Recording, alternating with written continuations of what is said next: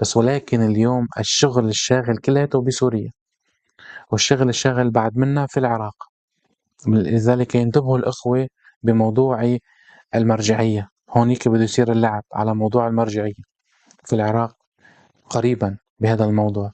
موضوع بالنسبة للموضوع الحشد الشعبي، قلت لكم في خطورة على الحشد الشعبي من سنتين، واليوم كنت عم بسمع أحد القادة الموجودين فيه أنه تم إدخال عناصر بعثية قديمة دربت في تركيا ودخلوها في الحشد الشعبي لحتى تعمل هذا الانقسام، عشان كل الروايات بتقول فيه حيكون في اضطراب بهذا الموضوع، بالرغم من القوة الحمد لله القوية والاستقرار الموجود فيه الذي ندعو الله عز وجل أن يظل موجود.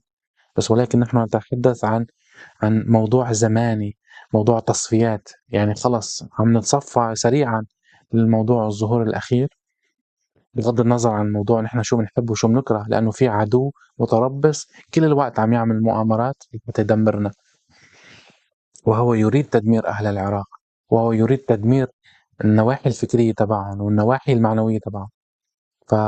فيجب كلياتنا نتكاتف مع بعضنا البعض اليوم حتى نواجه هذه الأزمات بإذن الله تعالى، لأنه كلياتنا أخوة في الدم، كلياتنا أخوة في الدين، كلياتنا منسوبنا وطينتنا الخلقية التي ولدتنا إذا كنا فعلا مع أهل البيت سلام الله عليهم، كلياتنا مولودين من فاضل طينة أهل البيت، حيث لا يوجد عراق، حيث لا يوجد لبنان، بل يوجد في تلك الطينة المباركة تسبيح والعبادة لله عز وجل وتفكر.